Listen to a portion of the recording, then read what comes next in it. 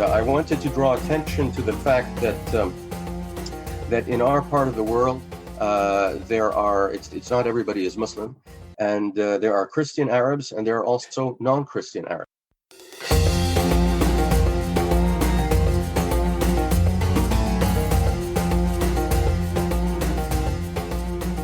Hi friends, this is Read and Write with Natasha podcast.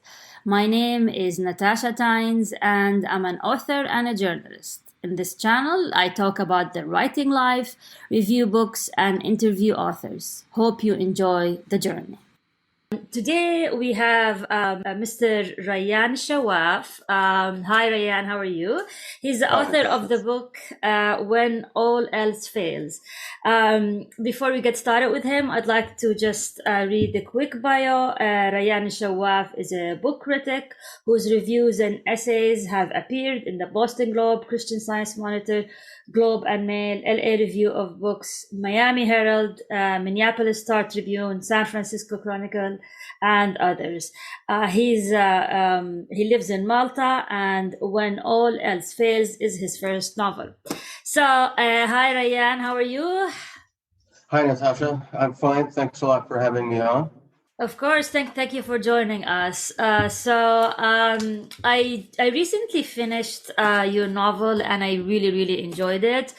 And I have a lot of questions about it. And the fact that you wrote a novel set between the Middle East and the U.S. and other countries is actually similar to my novel. So I'm really excited to talk about your writing journey. So I think my first question for you is, I'm sure you get this question all the time. I get it all the time. Is this a memoir? And what part of this novel is real and what part of it is fiction, since it's written from the first person view?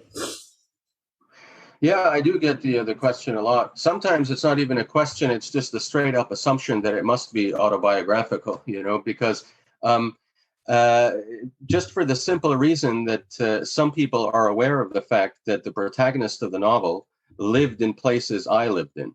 But the fact of the matter is that is about the extent of the sort of similarity, because the guy's identity is different from mine, and more importantly, his experiences, his friends, his adversaries, his acquaintances, they're all made up. His all the stuff that I put him through in the novel is made up because I wanted to put him through certain paces, have him have certain experiences that I haven't had. And I had certain things in mind that I was hoping would be funny or instructive or intriguing or something, and my experiences have been mostly boring and nondescript. So I didn't really draw on my own life insofar as what actually happens is concerned. I simply had him live, for the most part, not entirely, in places I lived in during periods that I lived in. So we're talking here largely about Lebanon and Florida. And that's simply to save myself the trouble of sort of researching what it was like to live elsewhere at a certain time. I mean, I don't know about you, but for my first novel, which is what this was, I was a little bit sort of hesitant about taking the plunge and about certain things like why pile on the challenges when it's already a big enough challenge to write your first novel and to have the protagonist go through the kind of story you've devised. Why sort of add on additional challenges like figure out or research what it was like to live in a certain place at a certain time and then come off sounding artificial instead of drawing on what you know of Orlando and Beirut principally and just using that as background for the character. Okay, great. So you mentioned the topic of identity and that his identity is different than yours. So currently there's like a big movement, maybe you don't necessarily agree with it. It's called, own voices, which is, they want people to write from their own perspective. So I'm just curious, how different is your identity from the main character in your novel?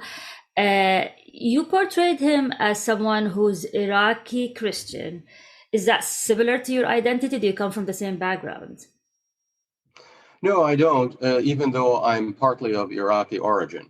Um, but when I say his identity is different from mine, I don't just mean it in the traditional sense, like in the sense of what sociologists call ascribed identity, in the sense that he's a Chaldean, I'm not. He's Iraqi. I'm only partly of Iraqi origin. I also mean it just in terms of how he sort of identifies himself and what his orientation is, and this and that and the other things that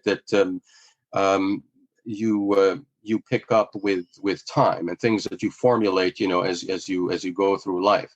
I mean, I suppose there are some similarities in terms of, for example, I don't know, some of the songs he likes, some of the books he likes, maybe this or that opinion of his. But otherwise, I sought to create a character who is different from me, and I didn't really see any sort of anything controversial or objectionable about that.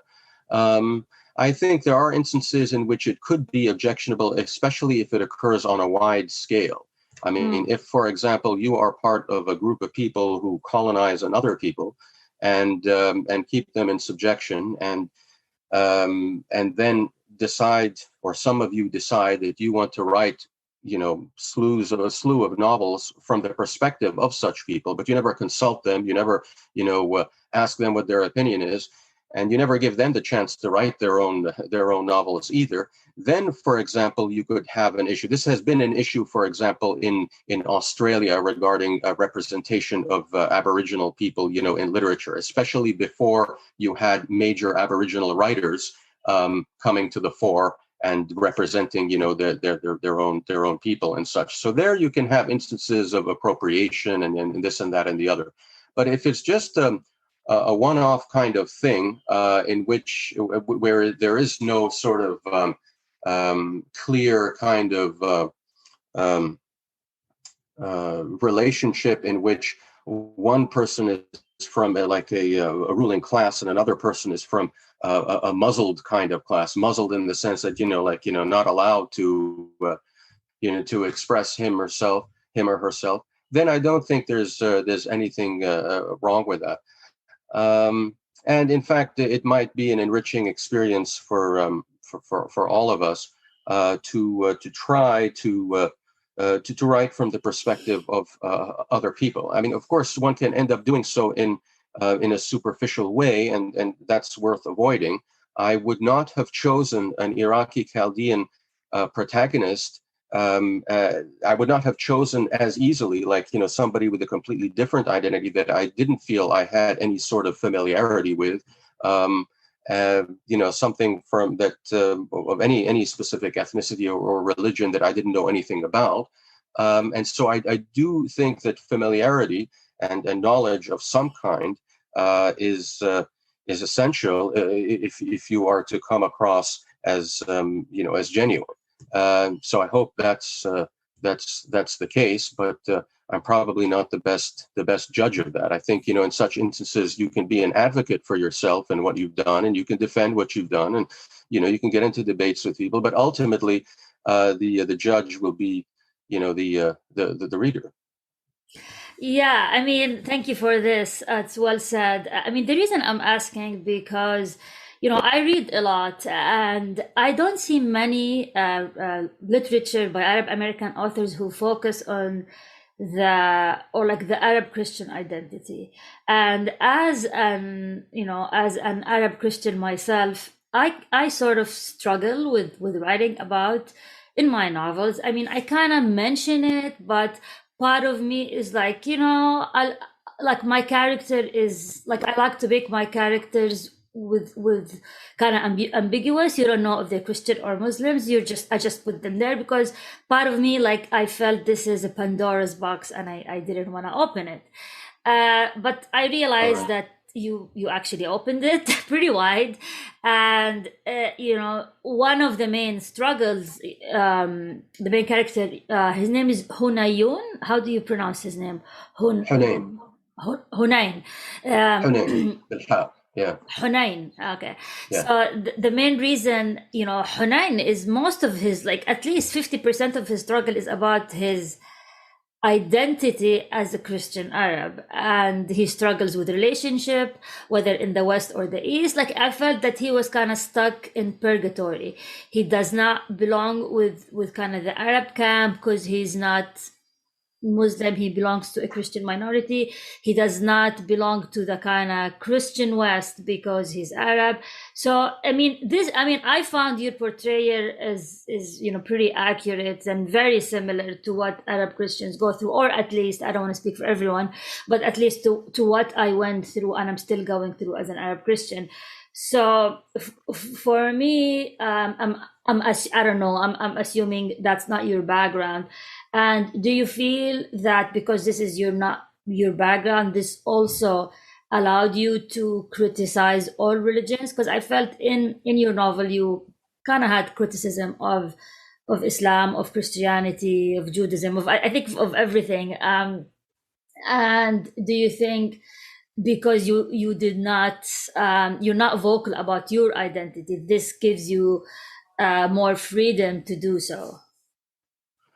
That's a good question. To begin with, let me say that I tried to get some of the nuances right, so that it's not simply about me sort of sounding off and saying what I want to say about Islam or the Christians or whatever. But I tried to get some of the nuances right. Like, for example, in the Levant, generally, as I'm sure you know. Most Christians do consider themselves Arab. This is very much the case among Palestinians, among Syrians, most Syrians, among Jordanians, and to a certain extent, among Lebanese, although traditionally among Maronites, there has been a differing conception of identity. Now, among Iraqi Christians, most, however Arabized, do not actually consider themselves Arab in an ethnic sense. And so, for example, even if culturally and linguistically they have been Arabized, they're very particular about the fact that they descend from a non-Arab, a pre-Arab group. Sometimes they'll put it. This is very much the case among Assyrians, but also among Chaldeans and Syriacs. And so Hunayn is not only a minority in the sense of being a Christian from the Arab world, but he's also, like, in the technical sense, not Arab. He's not combative about it. He's not anti-Arab. He's not. He knows he has one foot in Arab culture and such. And in fact, because of his sort of moral outlook, he resolves, as you know, not to use his Christian identity or his non-Arab identity as well in the wake of 9/11 to distance himself from the sort of despised of our era. Even though he could do that, he could well say that, listen, I have nothing to do with these Muslim people, and so if you want to consider them all terrorists or whatever, I mean, that's fine, but it's got nothing to do with me. But it's something he resolves not to do. Now, in my personal sense, in terms of what I wanted to say, yes, I did to a certain extent use his identity to talk about certain things. Like, here's an example. I wanted to draw attention to the plight of Christians in Iraq, given in the wake of the U.S.-led invasion and the rise of Islamist parties, fanatic Islamist parties. And I felt that it would be easier to do this if the protagonists were Iraqi to begin with, and better yet, from one of the Iraqi Christian communities. In this case, Chaldean, because if otherwise, it might feel like I'm sort of shoehorning the topic into the story. But I felt if he is Iraqi to begin with, and if he's Christian, and from the ethnic minority group that consists of Chaldeans, Assyrians, and Syriacs, he himself is Chaldean, then this would be something he would be preoccupied with, and so I could then talk about this subject and the plight of Iraqi Christians without it appearing without the reader thinking that, why is this guy, this writer, taking off on a tangent about something that isn't really germane or doesn't relate directly to the story. It relates very much directly to the story and to the protagonist and to his heartbreak at what has befallen his country, and also his shock and surprise, because he was under the impression that the removal of Saddam sort of usher in a new era and all this. So I did, to a certain extent, use him in a somewhat in this manner to be able to talk about things in a natural way. Whereas if his identity had been completely different, it might have come across as the writer being sort of didactic and sort of lecturing the reader about what's happening in Iraq or something, which diverges from the storyline. So I think that was always in the back of my mind, that I wanted to draw attention to the fact that that in our part of the world it's not everybody is Muslim, and there are Christian Arabs and there are also non-Christian Arabs. And that's one thing I wanted to do, and talk about like how this is not quite understood in the West in general, I suppose, at the risk of generalizing, and the United States, and how it can lead to comic sort of encounters, how it can lead to misunderstandings, how it can lead to objectification, all kinds of things. And obviously, by virtue of the protagonist being a Chaldean, that gave me the springboard to be able to do that. But also, it gave me, like I said, the launching pad to have him talk at length, or muse at length, about what's happening to his kith and kin in Iraq as a result of the rise of Islamist supremacist political parties. So, what was the inspiration for this novel? If I were to boil it down to one idea, I would say that, I'm sorry if this sounds like a little bit dry or sterile, because it's not an experience, as it were. Some people have an experience, and it's I don't know, very traumatic or something, and then it inspires them to write a novel, and maybe the novel is cathartic for them. For me, it was more like a sort of an intellectual kind of notion, which is simply that even though for all of us who are aware that guilt by association is logically untenable, we would have to conclude that the flip side of that, virtue by association, is equally untenable, is equally illogical, doesn't make any sense. And yet, ironically, sometimes it is only by playing on the notion of virtue by association that we can get certain tormentors off our backs.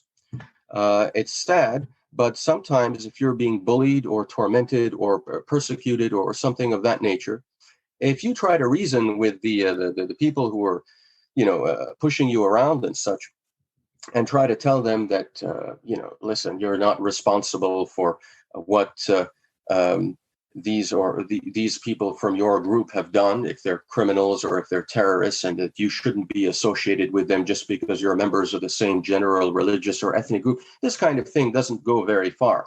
What does go far is if you are able to point to somebody from your general ethnic or religious group whom they admire, and then that will give them pause, and they will automatically think, oh, well, maybe you're okay after all. Again, logically speaking, it doesn't make sense. But if it's the only way out, sometimes we have to resort to that, despite our distaste for it, because we know that virtue by association is really just the other side of the coin. It's like guilt by association. But it's the only way sometimes to to be able to, like I said, get our tormentors off our backs. You know what I mean? So for you, it was a bit cathartic. You wanted to send a message through this book. Is that what I understood? Well, it wasn't cathartic in the sense that I was trying to get through any kind of personal kind of experience or play it out or anything like that.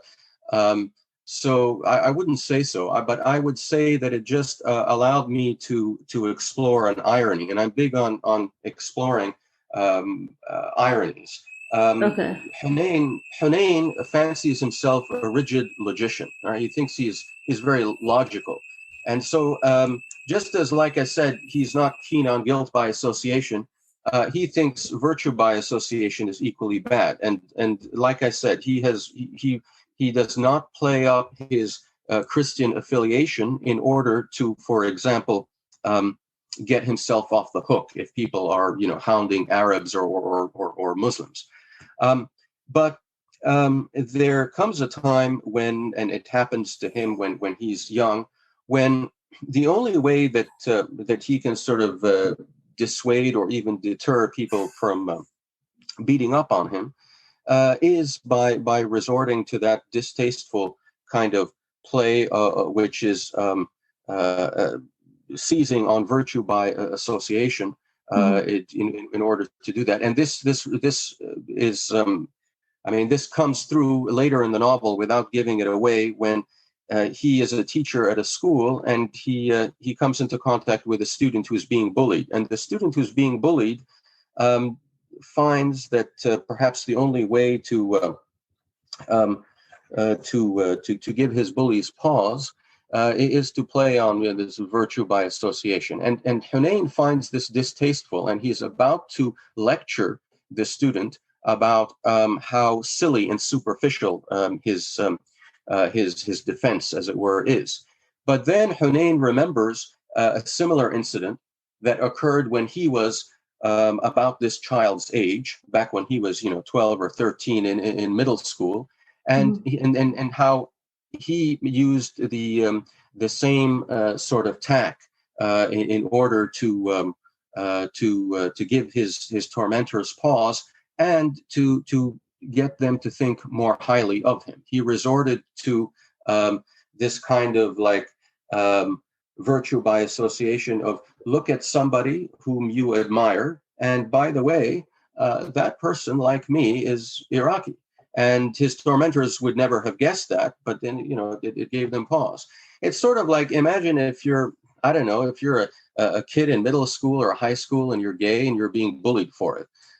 It shouldn't really make much difference whether you can point to a famous football player or a boxer who's also gay, or a pop star or something, and say, well, that person's gay just like me, so lay off. But actually, it can be quite effective, because if you know that your tormentors who are bullying you for being gay have this, notion of toxic masculinity and think that, because you're gay, you're not sufficiently masculine. If you know that they are big supporters of some football player or some boxer or somebody who's associated with traditional notions of masculinity, and that person's gay, then you can say, hold on a second, guys. Isn't your big, hero there? Isn't that your big idol or whatever? Did you know that he's gay, is like me? And then, that would give them pause. It would be like, whoa, and maybe that would cause them to reconsider their hostile attitudes toward their peer whom they're bullying because, just because he's gay. So sometimes, like I said, this is the only sort of way out. This is the only sort of way to escape in certain circumstances, being harassed or belittled or tormented or bullied. Yeah, that's very well said. So based on that, did you get any criticism? As an author, we have to live with feedback, whether it's positive or negative. So I was curious if you got criticism, because of what you wrote about religion, and also about how you portrayed the Daily Star in Lebanon, which is an actual newspaper. So let's start first with the religion part, or what kind of feedback you got. Yeah, actually, surprisingly, I didn't get any negative feedback regarding that issue.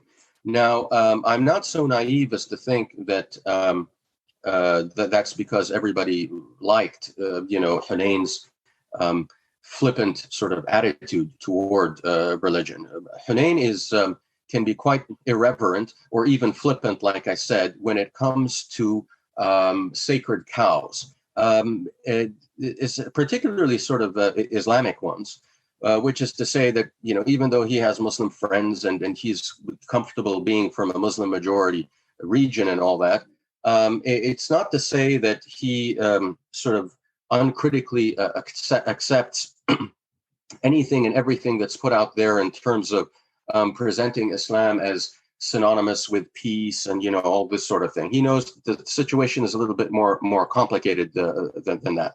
But he's also actually, despite being a Christian himself, dismissive of certain sacred cows insofar as, say, if you are a biblical literalist, for example, would be concerned. I mean, he's big on Christ, but he's big on Jesus's moral teachings more than anything else, more than, say, questions of divinity and this and that and the other.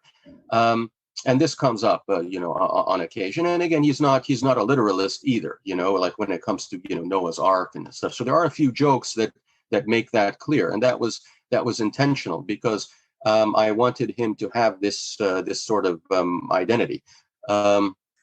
And so, no, that hasn't come up, at least, in a personal sense. But like I said, I'm sure, that some people would be offended and, but I instead received criticism over things that might have been misunderstood in a few instances. Like, for example, something like sexually explicit scenes and such. And the sort of objectification of women that occurs in those scenes. And I would have to sort of hasten to explain in such instances that, listen, I think if you take a step back and look at it, you'll notice that A, the sexually explicit stuff is not gratuitous, and B, it's not meant to titillate.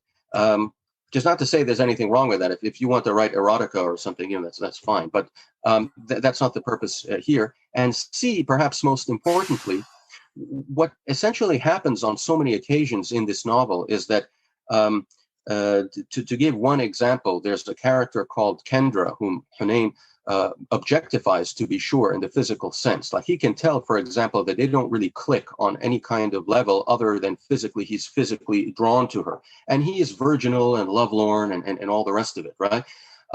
But he's so busy objectifying her physically, so much so that, like I said, he sets aside his sort of hesitation about getting involved with her because he knows he can tell that they're not really compatible, otherwise. But he is so drawn to her physically and objectifies her to such a degree physically that he misses a certain indicators, certain hints that the whole time that he's objectifying her physically, she is exoticizing, if not fetishizing him, because she thinks he's Muslim. And that's, from her perspective, something is sexy and exotic and different. So this completely escapes him until the critical moment during a sex act when it's revealed, and it's played for laughs so that hopefully the reader finds it funny, but also the deeper subtext is that we sometimes objectify and exoticize and fetishize each other. And this is something that courses through the book. This is something that you come across in different instances through the book. It's the way our sexual attraction to each other as human beings is impinged upon by our notions and sometimes misperceptions of what the other person is. Regarding your question concerning the Daily Star, the sort of unfortunate footnote is that whatever kind of feedback anybody would have given me, now it's in one sense it's too late because the Daily Star is folded. So the Daily Star is no more. I don't know if you've heard this, but yeah, due to financial difficulties and all that, so it has ceased to exist as a newspaper. Maybe if there were anybody who would take offense, I mean, maybe they wouldn't be as offended now because the newspaper doesn't exist anymore. I'm not sure. I know that some people who worked there in the past would get a kick out of it. I think if they were to read it. And I did tell a few people, but I didn't hear back from them as to whether they ended up reading it or not. I know one person was planning to, and this and that and the other. But I did use the real name of a newspaper. I used the real name of a couple of locales, like in Beirut, for example, Captain's Cabin, an old bar that's been around since '64. But I changed names, whether it was the Daily Star or the proprietor of the cabin, or anybody else. In those rare instances in which I sort of modeled the character on a real person, I changed the name. Yeah, that's too bad to hear about the Daily Star because the in the book he meets with the editor and the editor tells him that he wants it to be like one of its kind in the region, and I remember when they had that enthusiasm, and Yeah, it's yeah. really, as a journalist myself, I'm sad to hear that. So okay, I wanted to know a bit about your writing habits. What's your daily routine? And how did you write this? Because writers have different writing habits. Some like tend to write every day, like rain or shine, like myself. And others just, write sporadically. And so where do you stand when it comes to this? Well, I admire your discipline, and I think your way to do it is the right way. And I would like to do that myself. I have a few sort of hangups, just psychological hangups about, sitting down and writing and picking up, where I left off and this and that and the other. They're mostly just excuses, and they're self-defeating. And what they end up meaning is that I put things off. And then if I do write something that I'm pleased with, it's a good thing in one sense, but it's almost like it's a bad thing in another sense because I have difficulty picking up where I left off and feeling that I can keep things at the same level. I think that if I manage to pull off a good writing session and the quality of the material is good, that the next time around, it will inevitably dip in quality. And of course, like I said, it's self-defeating, and it ends up meaning that I put off, resuming the writing. And so that's why it's taking me so long to complete the novel I'm working on now.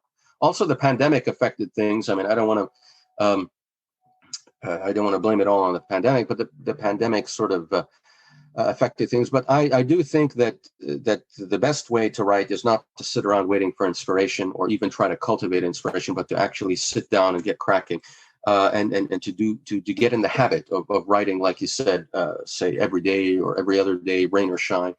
Yeah, with the first one, I was more disciplined than I have been with this second one. With the first one, I didn't write every day, admittedly. But and had I written every day, I probably would have completed it um, faster than I did. It took me 22 months to write When All Else Fails, but like I said, um, I didn't work on it every day. With this one, there have been long stretch. I've been working on this one in fits and starts. Really, I mean, there've been long stretches during which I haven't worked on it, but I'm trying to rectify that and to be sort of disciplined about it. But my writing habits aren't very good. I guess that's the short answer to the question, especially when it comes to writing fiction. I mean, when it comes to reviewing books and the like, I think much more disciplined. Hmm. What are you working on these days? Well, I'm working on a novel that's completely different from the first one, and without giving too much away, it has to do with the Nakba and with a young Palestinian man who is made a refugee by the Nakba, and who ends up devising what he considers to be an ingenious way to make his way back to Palestine, which has since become Israel, and to which he is barred entry simply because he's Palestinian. And this plan of his entails going to Iraq and then making his way to Israel. And so the novel takes place in between Palestine and then a refugee camp, which is where he winds up for a time, and then Iraq, all as part of this plan, which kind of looks good on paper, but obviously complications ensue. Which if it bears fruit, this plan would see him return to his homeland, which is of course which was the preoccupation of all Palestinian refugees, and even to this day, many of their descendants are continue to insist on their right of return and such. And so that's what that one is about. So completely different time and place, and and protagonist and all this from the first one, and more ambitious in scope, I think, as well, which is good. I mean, we should all sort of challenge ourselves. I think as we go along. It's great. Can't wait to read it. So now I just want to talk about the way you approached publishing. So when you published your first novel, did you go with an agent, or you went directly to the publisher? How was the publishing journey for you? Well, trying to land an agent was very frustrating, and so I eventually gave up on the process. I approached agents, and sometimes they asked for material, or maybe their guidelines said send something to begin with, and so I did. But the ironic thing that happened more than once is that I would conduct research regarding agents and what their area of specialty was and all this, and then I would think that this one or that one would make a good match, and I would send the manuscript along with the first chapter or whatever the guidelines state you should do, and then I would hear back from somebody like an assistant or an intern or somebody like that. And I felt that maybe the material wasn't being given its due and wasn't even being read by the person to whom I had addressed it, or in whose hands I wanted to place it.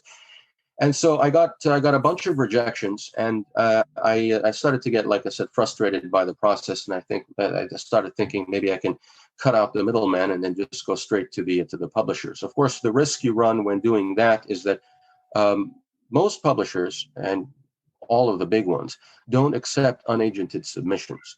So in cutting out the middleman, as it were, you're also crossing off a bunch of publishers off your list, realistically speaking. But that was fine, because I didn't necessarily want to make land a deal with a major publisher the first time around and make a big splash. I mean, if I could, so much the better, but it wasn't an expectation. And so then I started to approach the smaller publishers, like independent publishers and what have you, and including Interlink. And Interlink is interesting for a number of reasons. But one of them is that the guy who heads up Interlink, Michel Mshebik, is a Palestinian who was born and raised in Lebanon. And he set up Interlink in the 80s with his then wife to try to introduce Arab and African voices to an American readership. And so they're actually very big on publishing stuff from the Arab world or with Arab themes and this and that. Although most of the time, almost all the time, when it comes to stuff from the Arab world or sub-Saharan Africa, the fiction titles are translated into English. So I was unsure as to whether they would accept my manuscript because it was written in English. It's not, it wasn't written in another language. And like I said, although their nonfiction titles tend to be written in English, their fiction titles tend to be translations from Arabic, among other languages. But I guess they were, sufficiently taken with the manuscript, thankfully, that they accepted it, and then eventually published it. So after it took some doing, to find the right publisher, but eventually it worked out. That's great. So what about your next novel? Are you going to go with the same publisher? I might want to try shopping this one around. I mean, it's premature to haven't really thought about what I'll try to do when it's done. But I'm not under contract or anything with Interlink or with anybody else, so I can, in theory, sort of try to interest anyone in acquiring it, and I may well do that, and see if anybody's interested, and then if not. maybe approach Interlink and see if they'd like to take a look at something that's completely different from the first one. And I would emphasize that so that they know that I'm not sort of treading familiar territory and, reworking the same story or anything like that. Yeah. And have you ever thought of self-publishing? I mean, why don't you just cut all the gatekeepers entirely? I mean, that's kind of the route that I'm thinking about with my second novel, is why not take a stab at that? I mean, for you financially it would be better, one, and two, you can do your own marketing, which is everyone now, they're doing their own marketing regardless if they have a publisher or not. So why do you think you need the publisher in the first place? Well, I actually don't think that in my case it would be a good idea to self-publish, because I don't think very many people would read it.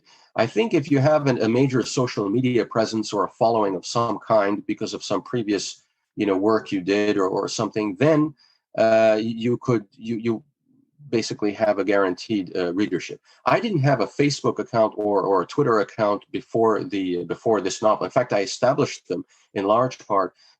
Partly at the urging of my publisher to promote the novel, because when you get on with an indie publisher, they don't have like a budget the way the big major publishers do to do all this public promotion for you. You have to do some of the legwork yourself. So that was the idea. But even now, for example, I don't have a large sort of following on either. So I think that the danger is that if you don't have a large following and such, that the book would fall into a sort of black hole. But certainly that doesn't apply to others. I'm still sort of still have a bit of a traditional mindset, like I want to get on with a publisher and secure an advance if possible as well, and know that they're going to print a certain number of copies, and then if I earn out, then I'll get royalties, and then they'll do a digital version, and this, that, and the other. But I realize the publishing landscape is changing, and for certain people, there is no need necessarily to get a traditional publisher. Yeah. I mean, it has changed dramatically. So maybe something just to think about in the future. And I'll tell you what happens with me, and we'll take it from there. So, who are the authors that inspired you? I mean, like, maybe it's a cliche questions, but like favorite authors, favorite book, people that you sort of steal from. I mean, I say steal in a good way, because everybody steals. You steal like an artist, like Austin Kleon said in his book. So, who do you steal from?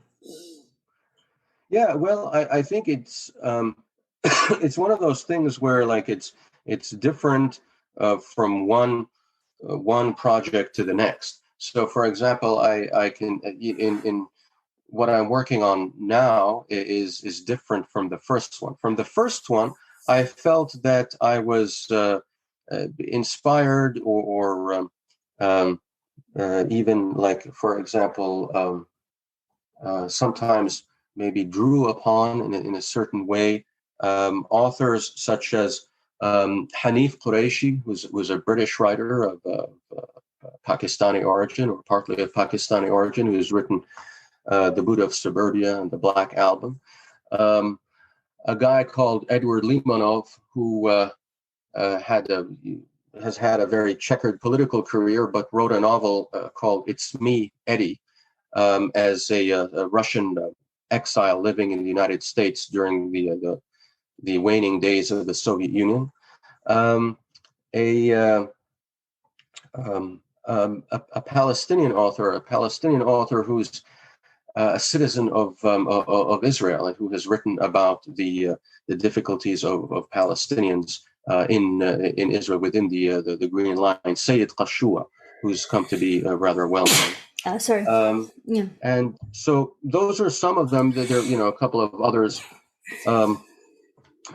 with regard to the first one, but they're not necessarily on my mind if I'm working on a short story or the second novel or something of that kind. And so I think I don't don't know if there's one sort of constant, like that's always hovering in the back of my mind when I'm embarking on a literary project. I think it kind of depends whether it's it depends on the project, on the undertaking, the nature of the story, and the content, and that kind of thing.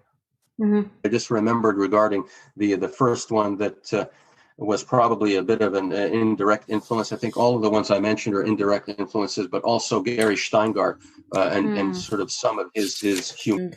I'm curious, for a book reviewer, how many books do you read a year? You must read a lot of books. I mean, and I used to even more so than now. Now I have a day job editing papers for a think tank. And so that takes up most of my time. I work remotely. I continue to review, albeit in a diminished capacity. In the old days, I was a full-time book critic, and I had relationships with several publications, and so I would contribute to several simultaneously. These days, I continue to review the books. I mean, recently I had a few reviews come out because after a spell during which I hadn't reviewed anything, I contacted a few of my editors and said, "Listen, how about this or that? Or would you be willing to assign me something?" And a few said yes. So I reviewed a novel called New York, My Village by Uwem Akpan for the Washington Post.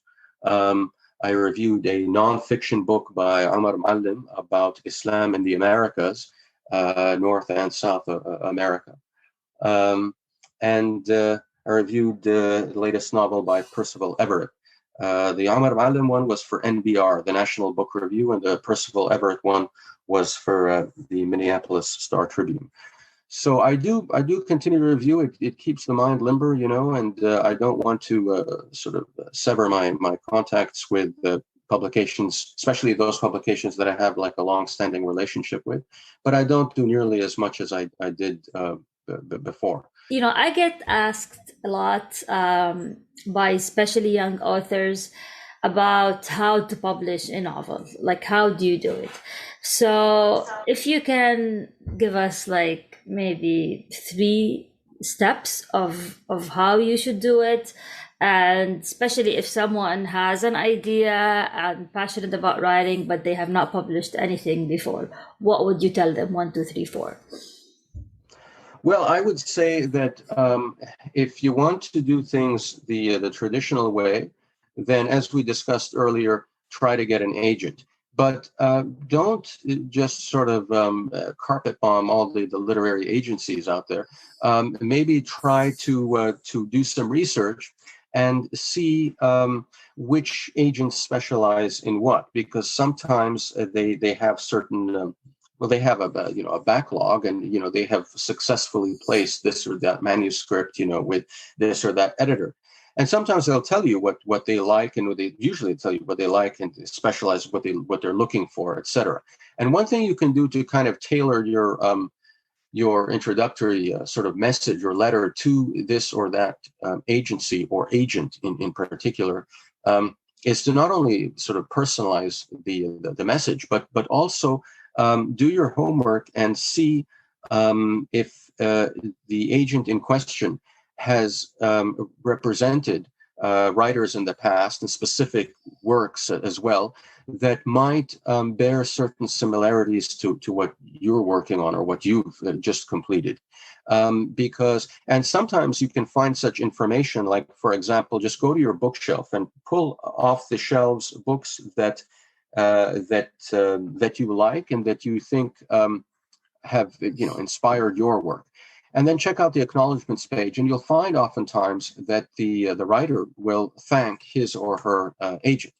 And so then if you were to approach the agent in question, you could say, listen, that the novel by such and such a person, which you represented, is one of my favorites, or, for example, one that I emulated to a certain extent when working on this one. And so I figured, it might be right up your alley, as a result. So I wonder if you would look at some of my material and decide if you'd like to take on my manuscript. It bears, a certain resemblance to, others that you've worked on, others that you've successfully placed with publishers, et cetera. That's one way to do things. Another thing to do is if you are approaching publishers directly, is to pay close attention to when it comes to who accepts unagented submissions and who accepts agented ones. The ones that don't accept agented submissions, you might be able to sort of get your foot in the door, even though technically you don't have an agent, simply if you write a message that shows that you are intimately familiar with the publishing house in question, and this would have to be like a smaller publishing house, not the big one, and their sort of repertoire, and say that you think that your novel would make for a good fit for such and such a reason. And if they do accept agented submissions, if they do accept unagented submissions, so in other words, you don't need an agent to write them, then you don't have to sort of flatter them, that much in order to get them to look at your stuff, because in principle they're willing to look at it anyway. But pay close attention to these sort of windows that they give you, because it might not be year round that they accept manuscripts from prospective writers. So it does kind of depend, like I said, on whether you're trying to land an agent or if you're going directly to the publishing houses. And if you're going directly to the publishing houses, whether you want to try your luck with the ones that don't accept unagented submissions, and you try to sort of maybe kind of butter them up a little bit, flatter them in order to get them to look at your manuscript. But if you are approaching publishing houses that do accept unagented submissions, so much the better. Just pay attention to the sort of the time window. They might only accept these submissions seasonally if you don't have an agent, and pay close attention to what they tell you about whether you should submit the first chapter or the first 3 or an extract of some kind, and that sort of thing. And make sure also that you, in describing your novel, you write a synopsis that's kind of punchy, that it's not merely descriptive, and it's not too long.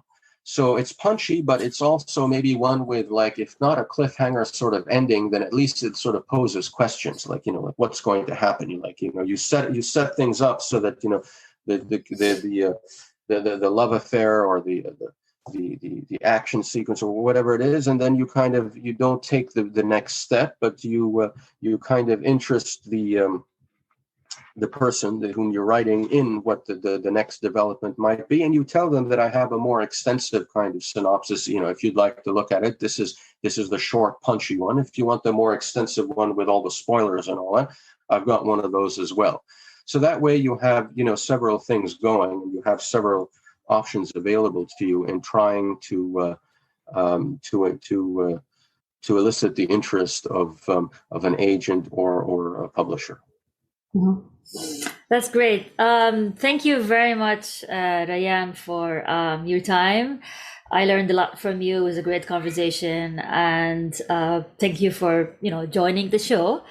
And I wish you the best of luck with your next novel, and let's stay in touch. And do you have any last comments or thoughts? Well, I just want to thank you, Natasha, for having me on. It's been great, and I appreciated your questions as well. It was interesting, kind of revisiting some of the things I had to grapple with when writing the novel.